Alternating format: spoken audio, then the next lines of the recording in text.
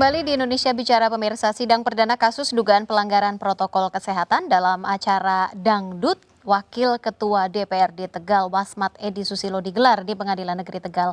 Wakil Ketua DPRD Tegal didakwa untuk melanggar Undang-Undang Karantina Kesehatan.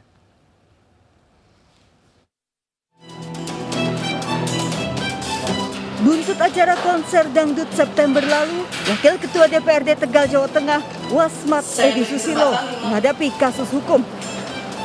Sidang perdana kasus dugaan pelanggaran protokol kesehatan ini digelar Selasa siang di Pengadilan Negeri Tegal Jawa Tengah. Wasmat Edi Susilo menyatakan keberatan atas dakwaan yang diajukan jaksa penuntut umum.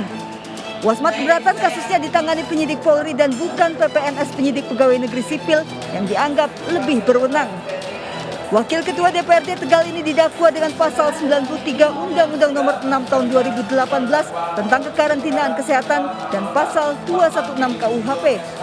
Dia mempermasalahkan pasal yang didakwakan kepadanya karena Tegal sedang tidak memberlakukan PSBB saat ia menggelar konser dangdut. Yang pejabat yang diberi wewenang khusus untuk menyidik adalah penyidik pegawai negeri sipil. Ya, dari awal harus. Tapi dari kemarin nggak terlihat, semuanya dari pihak kepolisian semua. Wasmat Edi Susilo ditetapkan sebagai tersangka setelah menggelar hiburan konser dangdut pada hajatan pernikahan dan hitanan anaknya 23 September. Konser dangdut menimbulkan kerumunan massa di tengah pandemi COVID-19 meski Tegal tidak memberlakukan PSBB.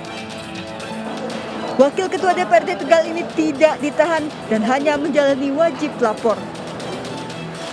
Sidang akan kembali digelar Selasa pekan depan dengan agenda tanggapan jaksa atas eksepsi terdakwa. Dari Tegal, Jawa Tengah, Unibar iNews melaporkan. Ya, kerumunan banyak terjadi di sejumlah acara sejak Rizik Syihab tiba di Indonesia. Padahal pemerintah tengah mensosialisasikan kebiasaan baru saat pandemi, yakni adalah menghindari kerumunan untuk mencegah penyebaran COVID-19.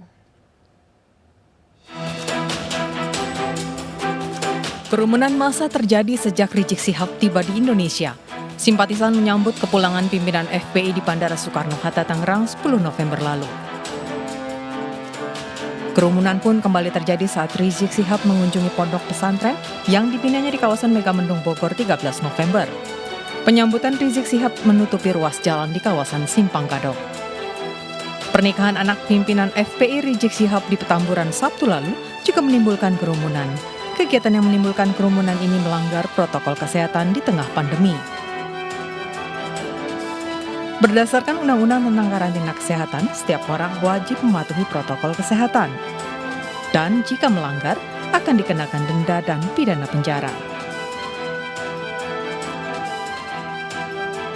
Ketua Satgas Penanganan COVID-19 mengapresiasi langkah Pemprov DKI Jakarta yang memberi sanksi kepada pihak Rizik Syihab atas pelanggaran protokol kesehatan. Dan apabila di kemudian hari masih terulang kembali, menurut Gubernur Anies, denda tersebut akan dilipat gandakan menjadi 100 juta rupiah.